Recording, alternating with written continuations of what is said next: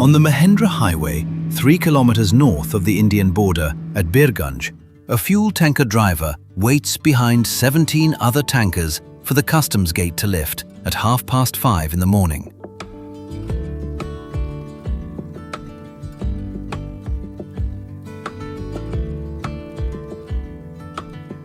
The engines have been idling since 4.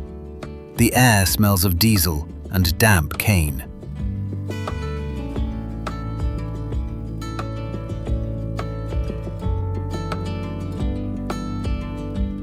In a courtyard in Patan, 200 kilometers north and 1,200 meters higher, a metalworker pours liquid bronze through a clay funnel into a mould carved last Tuesday, 3 streets behind the Krishna Temple that has stood there since 1637.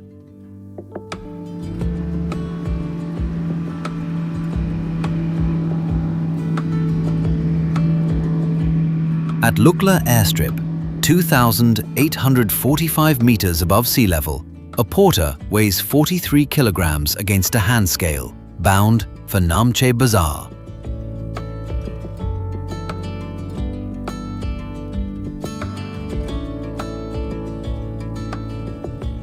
This is Nepal, a country between India and the Tibetan Plateau, with 8 of the world's 14 8,000-meter peaks on its northern border.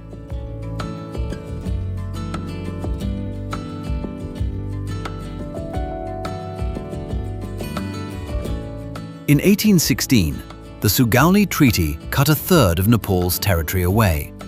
The monarchy that survived 240 years ended on the night of June 1, 2001, when Crown Prince Dipendra killed 9 of his family at Narayanhiti Palace.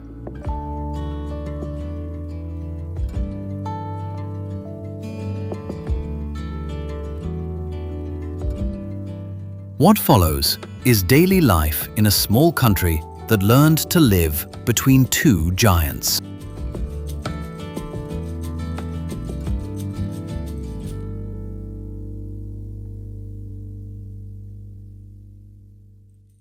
The Terai is not yet light. The fuel tankers have been idling since 4.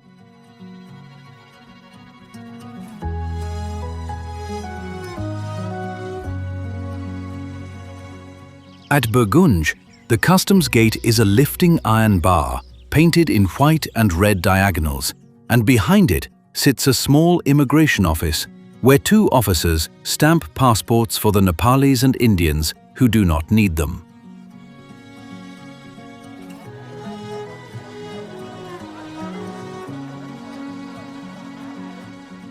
The 1950 Treaty of Peace and Friendship has kept this border open in both directions for 75 years. Any citizen of either country may cross without a visa, without registration, without anything but a face.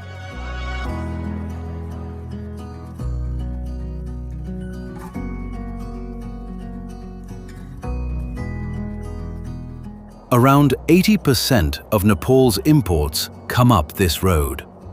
The Mahendra Highway runs east to west for 1,028 kilometers along the country's southern flank, the longest road in Nepal, named for the king who paved its first stretch in 1962. In winter, when the monsoon has lifted and the mountain airports are closed by fog, this is the road that carries everything north.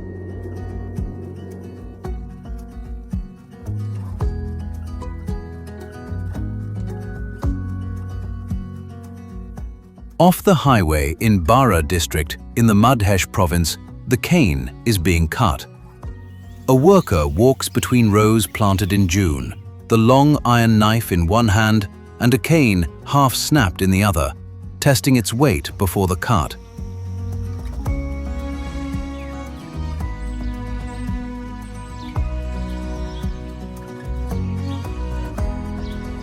The cane here is the same cane grown in Bihar across the border. Same hybrid, same soil, same season. Nepal's sugarcane belt covers around 80,000 hectares of the Terai.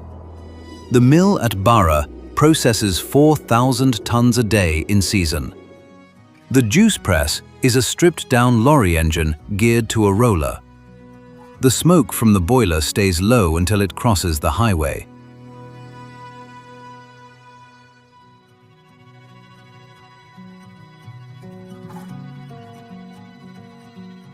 The first pot of dal bhat, the lentil and rice meal eaten twice a day across every class and every ethnic group in the country, is being cooked in a tin-roofed shed at the edge of the field.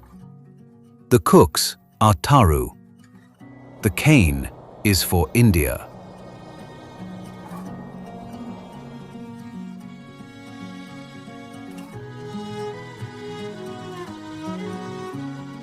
"200 kilometers east, in Janakpur, a woman in a yellow sari kneels on her swept courtyard at first light and paints a fish on the outside wall of her house with a brush made of 3 twigs. The paint is rice powder, cow dung wash, and water. By the first monsoon, it will weather away. The image will be replaced after the rains.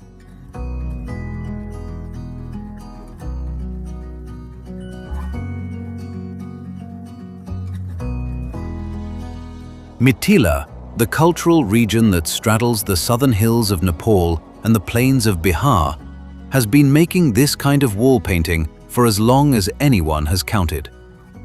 The art was on the edge of vanishing in the late 1980s, when the Janakpur Women's Development Center brought the village painters into a cooperative, set them painting on paper for sale, and kept the tradition working.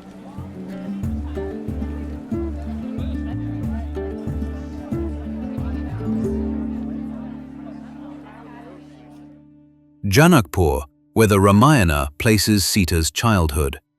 The city sits 160 kilometers south of Kathmandu and 22 kilometers north of the Indian state of Bihar. Population around 150,000.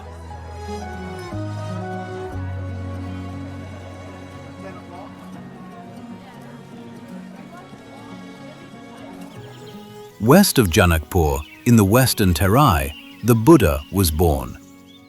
The Maya Devi temple stands on the spot where, around the year 563 before the Common Era, a princess of the Shakya clan stopped on a journey to her parents' kingdom and gave birth under a sal tree. The pond she bathed in is still there. The tree is gone, but a younger sal stands where it stood.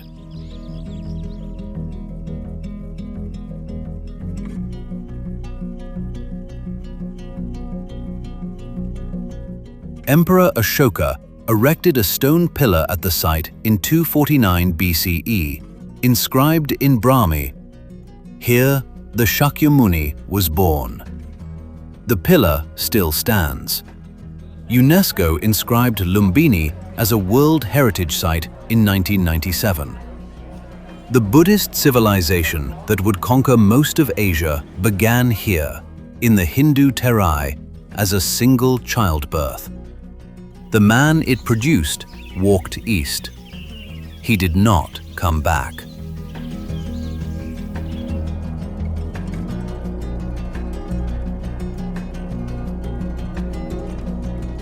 Further west, the jungle. Bardia National Park covers 968 square kilometers of sal forest in the far west. Chitwan covers 952 square kilometers at the center of the lowlands. Bengal tigers in Bardia, around 125 of them by the most recent count. One-horned rhinoceros in Chitwan, around 750.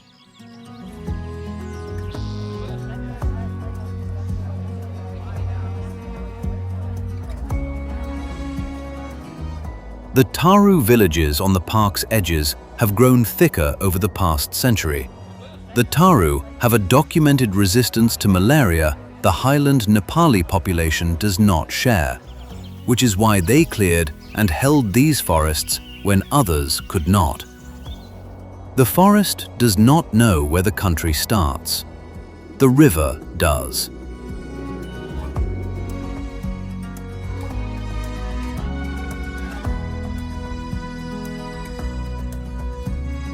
The brass pot leaves Bara at dawn. By the time it reaches Kathmandu, 1,200 meters above the Cane, the country has changed climate, language, and most of its gods.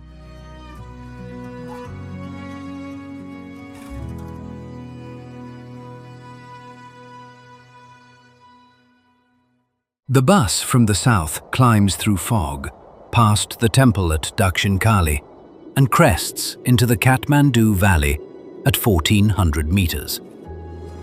The valley is a bowl. 3 royal cities sit inside it, 12 square miles apart at their farthest extent: Kathmandu, Patan, and Bhaktapur. Each one with its own Durbar square, its own architecture, its own dialect of the Newari language.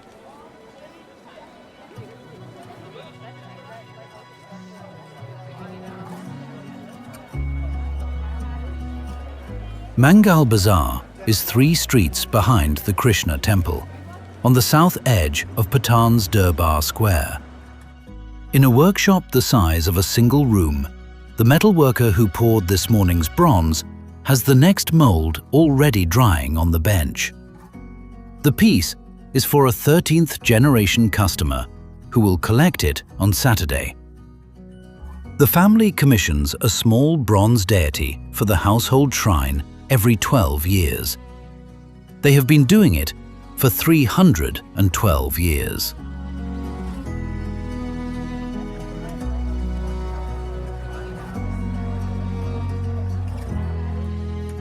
The metalworker of the Shakya caste learned the lost wax casting technique from his father, who learned from his, who learned from his.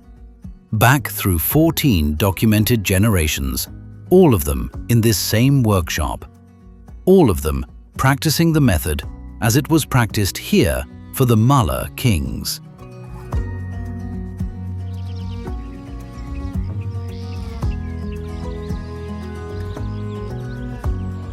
Patan was first founded in the 7th century, formally rebuilt as a Newari royal capital in 1597. The Krishna Temple, finished in 1637 by King Siddhi Narsingh Malla, is the only stone temple in a square built almost entirely of wood and brick. The bronze settles. The mould will not be opened until the heat has gone out of it.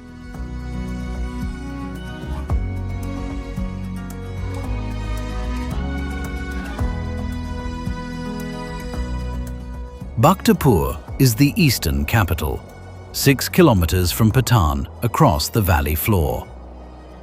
From 1482 to 1769, it was the dominant Malla city, larger than Kathmandu and richer. The 55-window palace, built in 1697 by the Malla king who ruled from there, has 55 carved wooden windows facing the Durbar Square. Each window's tundal, the carved wooden roof bracket beneath it, carved with a different scene from a different story.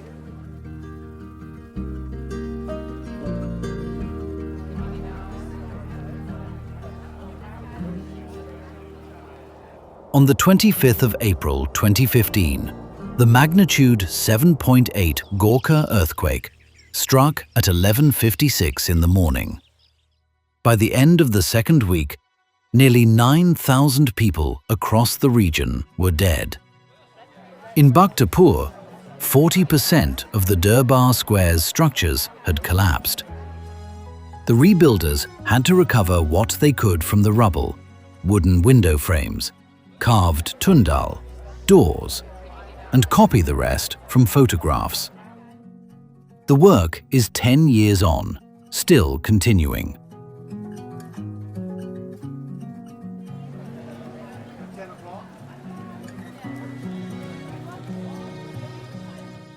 Potter's Square, the city's working clay wheel quarter, where the potters spin clay for the same domestic vessels they have spun for centuries, was open for business 11 days after the quake.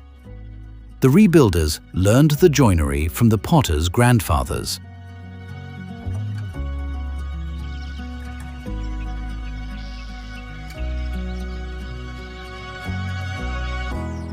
5 kilometers west of Bhaktapur, on the Bagmati River, sits Pashupatinath. The temple complex traces back to the 5th century. The current main shrine was rebuilt in 1692. Around 700 sadhus, Hindu ascetics in saffron and ash, live on the temple grounds. The cremation ghats sit on the river's eastern bank. Between 40 and 50 cremations a day.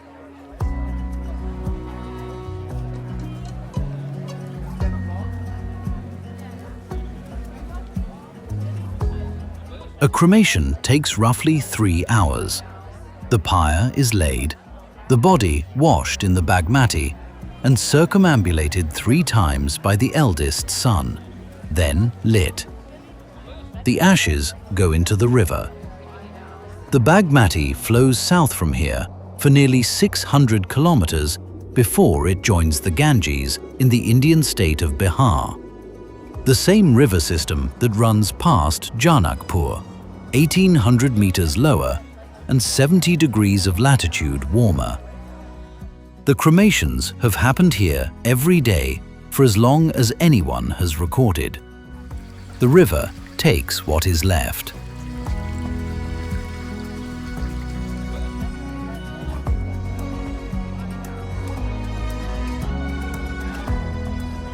Three kilometers north of Pashupatinath, the Tibetan civilization inside the valley. Budhanath. The stupa is 36 meters in diameter, one of the largest in the world, and has stood in some form since at least the 5th century. The current dome was rebuilt after the 2015 earthquake. The gilded spire was relit on the 7th of November 2016.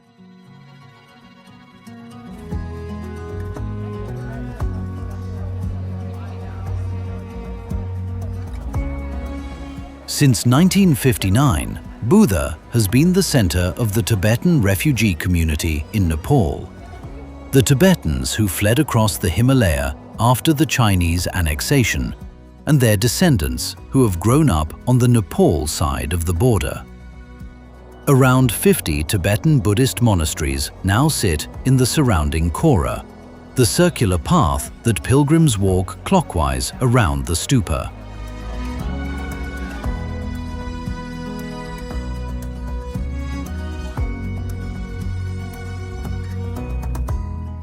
At dusk, the Kora fills. Old women on rosaries, monks in maroon robes, foreign meditators in fleece, all clockwise, all chanting Om Mani Padme Hum, all stopping at the butter lamp shelves at the stupa's base. A pilgrim's hands, a wick, a new flame.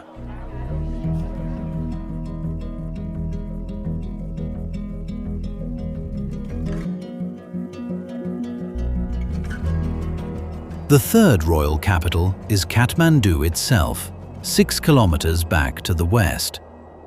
The Durbar Square here was the seat of the Shah dynasty after 1768, when Prithvi Narayan Shah took the valley and unified the country he had built outside it.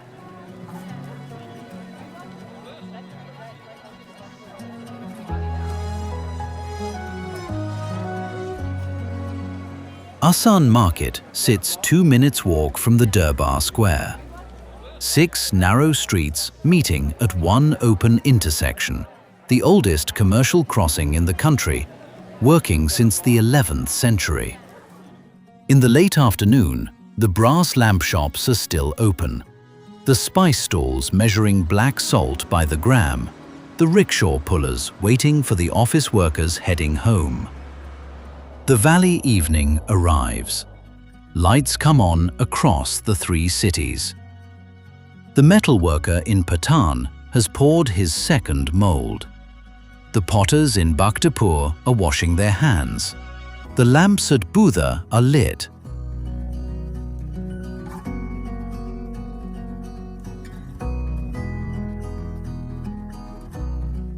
By morning, the valley will still be in shadow when the first ridge above 3,000 meters takes the sun.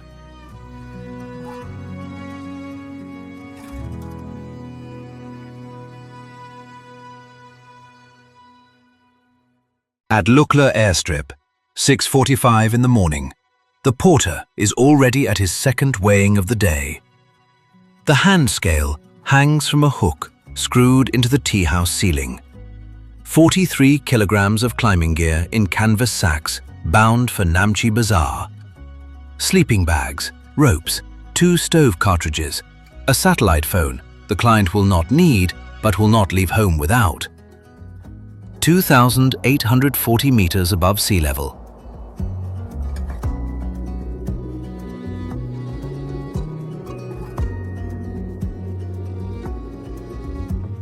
The airport opened in 1964 as Lukla Airport and was renamed Tenzing Hillary in 2008 for the first 2 men to summit Sagarmatha. Its runway is 527 meters long and slopes uphill at 12%, so aircraft use the gradient to brake. Only a few dozen commercial pilots in the world are certified to land here. The twin otter that brought the porter's load circles the valley below, 20 minutes between turns.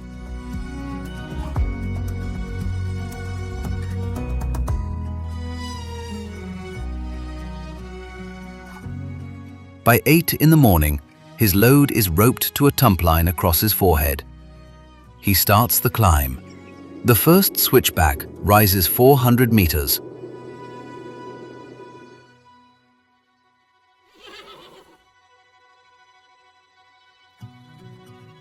Namche is 2 days' walk from Lukla, 6 hours for the porters, 2 days for the clients who pay for them. The town sits in a horseshoe-shaped basin at 3,440 meters. Population around 1,650. The Tibetan-style architecture is painted stone, white walls with blue and red trim. Saturday is market day. Tibetan traders cross the Nangpa La Pass, 5,716 meters, technically closed since 2008, but irregularly passable, to sell salt, dried yak meat, and wool that have moved over the same pass for 1,500 years.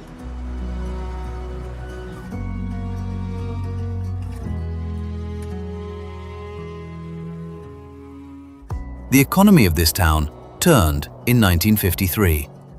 On May 29th that year, the Sherpa Tenzing Norgay and the New Zealander Edmund Hillary climbed out of the upper Khumbu Valley above this basin and stood at the summit of the mountain the Nepalese call Sagarmatha.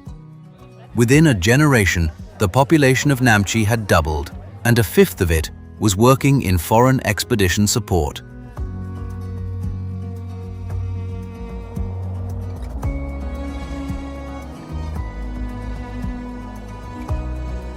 Higher up the Khumbu, at 3,867 meters, Tengbochi Monastery, founded in 1916 by the Lama Gulu Rinpoche.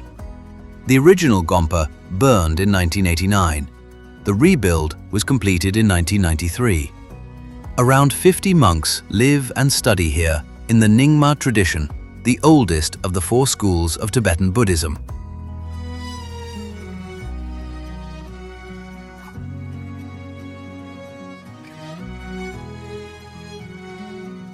At 6 in the evening, before the temple closes for the night, a young monk crosses the inner courtyard with a brass jug and a wooden taper. He pauses at each lamp along the western wall, pours a measured amount of clarified yak butter into the brass cup, trims the wick, and relights it from the lamp next to it. The order of the relighting follows the order of his teacher's teacher's teacher.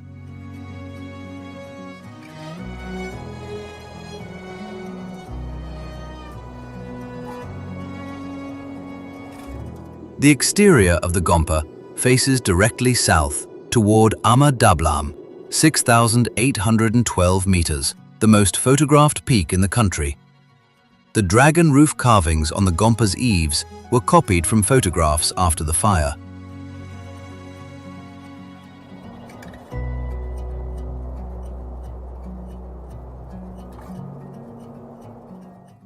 Above Tengboche, the mountain, 8,848.86 meters above sea level, as announced in December 2020 by Nepal and China after each had run its own survey.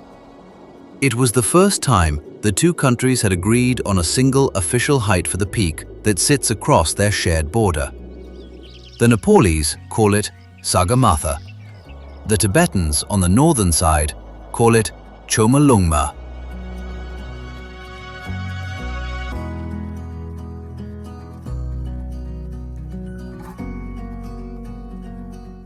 The British called it Peak 15 until 1865, and Mount Everest after that, for the colonial surveyor George Everest, who never saw it and asked for the honor to be declined.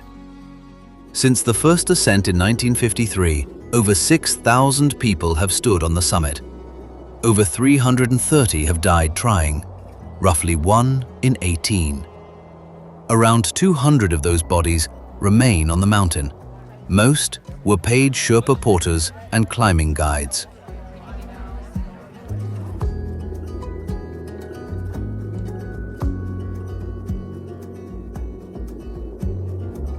On the 18th of April 2014, an icefall above Camp 1 swept 16 Sherpas to their deaths in a single morning, the deadliest day in the mountain's recorded history. The icefall came down with the same regularity it had come down for centuries. The work scheduling had changed.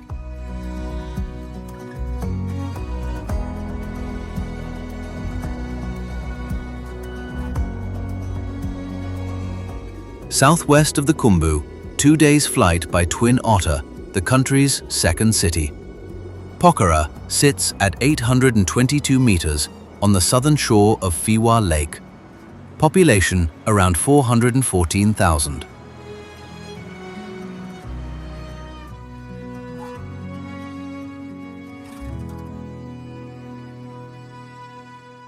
The lake is 4.4 kilometers long, and on a still morning, before the wind comes off the south face of the Annapurna Range, the water reflects Machapuchare, 6,993 meters.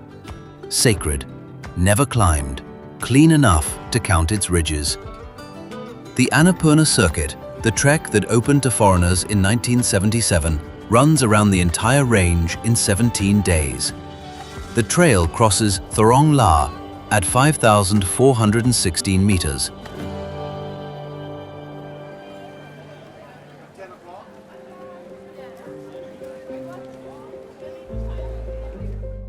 From the lakeside cafes on Phewa's southern shore, the trekkers come back, hands chapped, beards from the trail, lighter packs than they started with. The lake holds the reflection, the mountain holds nothing. The afternoon wind comes in around 3 o'clock and the surface goes silver. The reflection breaks.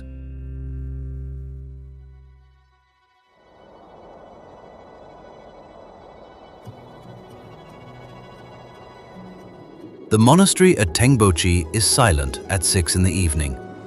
The country, one valley over, is about to begin the loudest decade of its history.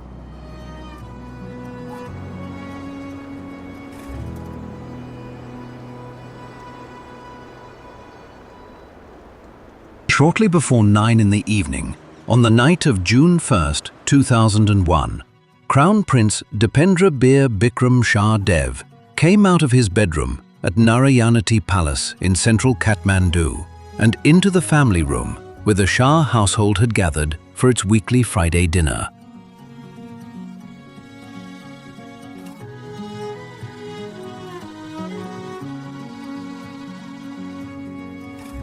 He was 29.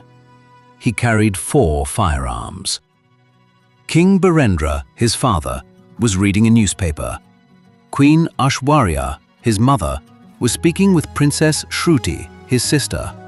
Prince Narayan, his younger brother, was sitting near the door.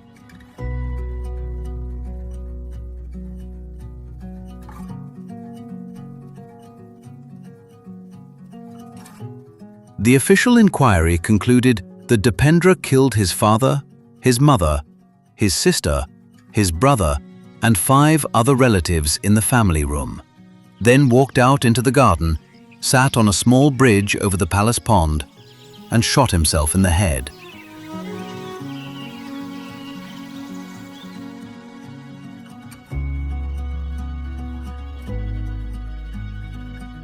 He was declared king while in a coma. He died 3 days later on June 4th. Crown passed to his uncle Gyanendra, who had not been at the dinner. The country has questioned the verdict for 24 years.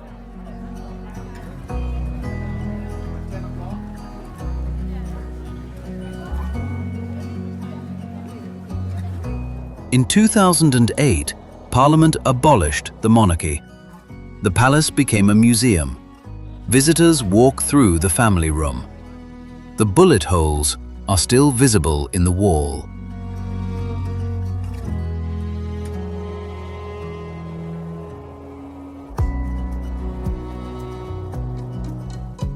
"500 kilometers west of the palace, in the rural hills of Rolpa district, the war that ended the monarchy had already begun.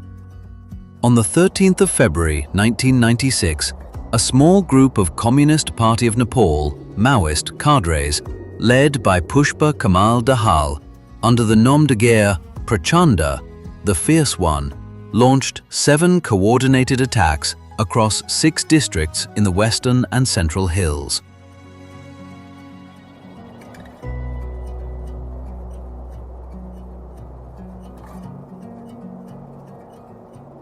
The grievance was concrete. Half a century after the panchayat system had centralized power in Kathmandu, the rural hill villages remained dirt poor, the caste hierarchy remained intact, and the post-1990 multi-party democracy had promised land reform and delivered 7 prime ministers in 9 years.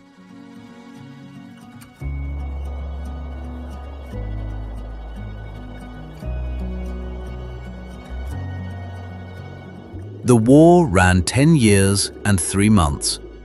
By the time the comprehensive peace agreement was signed on the 21st of November 2006, around 17,000 people were dead. Around 1,300 were officially listed as disappeared and have never been found.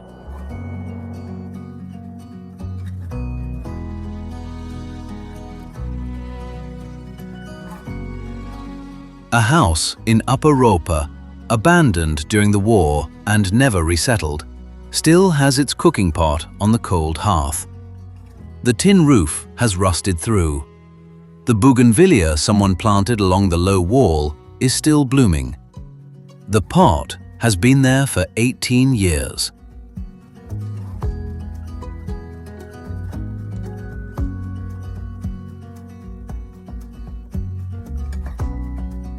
Singha Darbar in Kathmandu was built in 1908 by the Rana family as their private prime ministerial palace.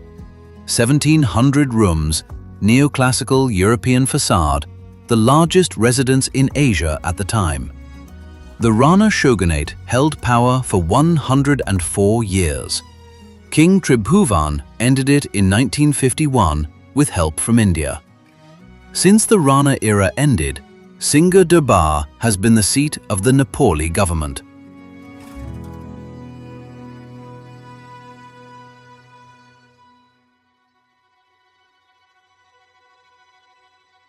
On the 28th of May 2008, the Constituent Assembly met inside it for its first session and voted on the abolition of the monarchy.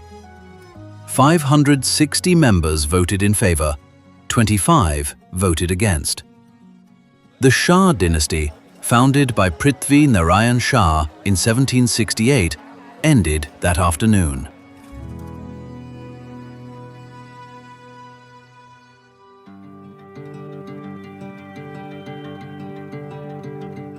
In the 17 years since, the country has had 14 different prime ministers, including Prachanda, the country's once most wanted man, 3 times. Singha Darbar's main facade burned in a fire in 1973 and was rebuilt to the original drawings. Its parliamentary chamber holds 275 seats. The chamber is full again this morning.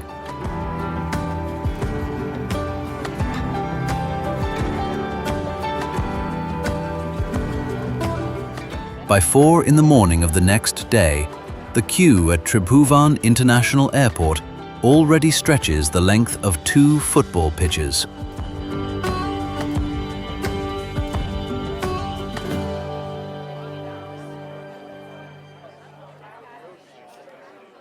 In the present, at 4:30 in the morning, the queue at Tribhuvan International Airport stretches the length of 2 football pitches. The airport is named for King Tribhuvan, who reigned from 1911 to 1955 and ended the Rana family premiership that had ruled Nepal as shoguns since 1846. It opened in 1949. Today, it is Nepal's only international airport.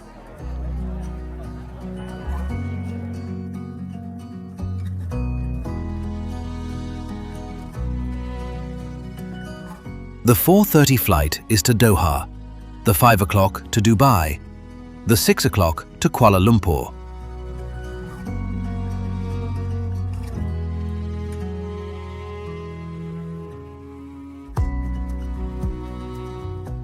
Roughly 500,000 Nepali citizens, almost all of them men, almost all of them between 18 and 40, leave the country every year through this terminal for work in the Gulf and in Malaysia.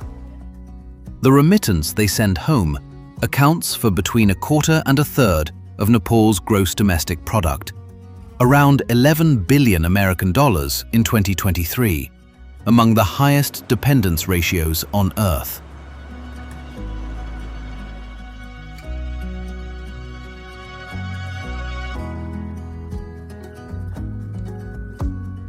Every man in the queue carries a brass pot wrapped in cloth. The pots have been passed down. The cloth has not.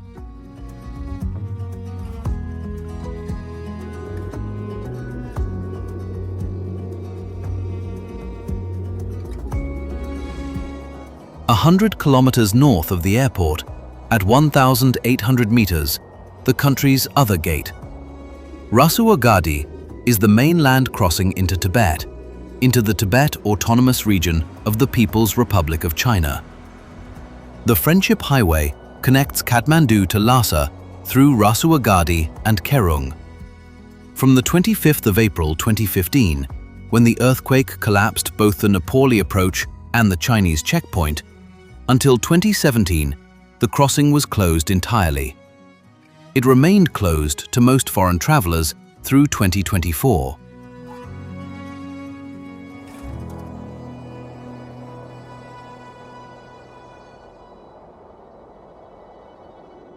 Customs trucks line up here too, also at 4:30, also waiting for the gate to lift. But these are northbound, and what they are carrying is Chinese consumer goods coming into Nepal. The Mahendra Highway's mirror. Same role, opposite direction, opposite empire.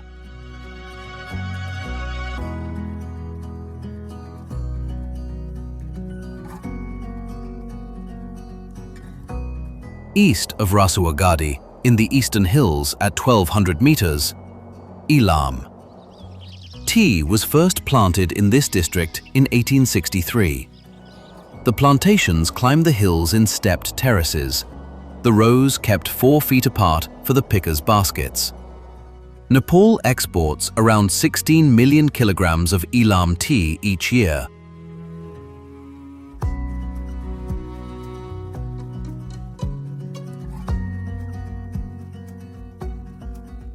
Roughly 80% of that crop goes south across the open border to India, which reblends and exports it under Darjeeling labels. The same hill geography produces almost identical leaf. The country growing the tea sells most of its harvest to the country whose name the world knows for the tea.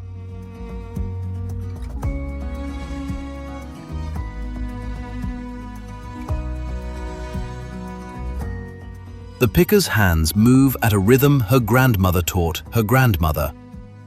2 leaves and a bud, 2 leaves and a bud.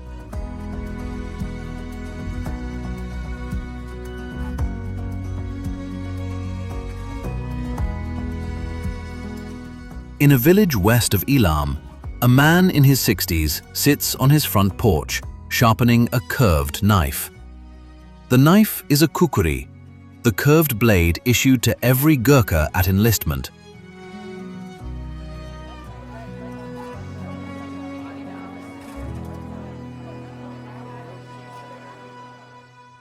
The Gurkhas have been recruited by the British Army from Nepal since 1815.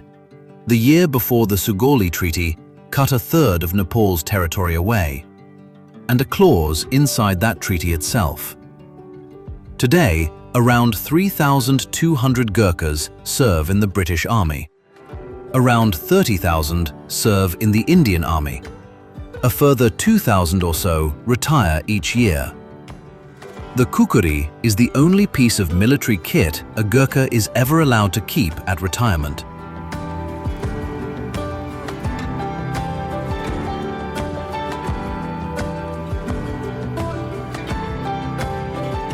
The grindstone moves, the steel takes its edge. The treaty turns 210 years old this year.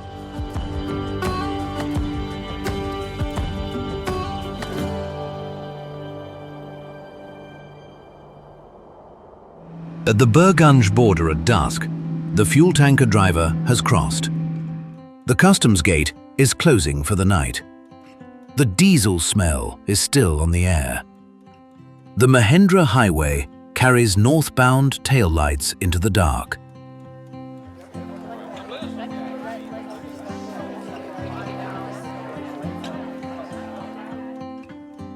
The metalworker in Patan has poured his second mould of the day. The porter at Namche is back in his tea house at 3,400 meters. Buddha's lamps are lit. The Bagmati keeps running south toward the Ganges. The valley has finished its evening.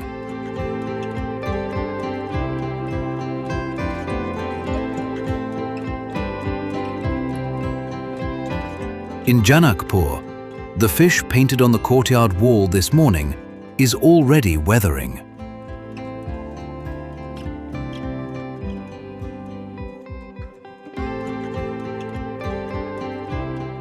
Tomorrow morning, on the Mahendra Highway, 3 kilometers north of the Indian border at Birgunj, the line will start again at 4.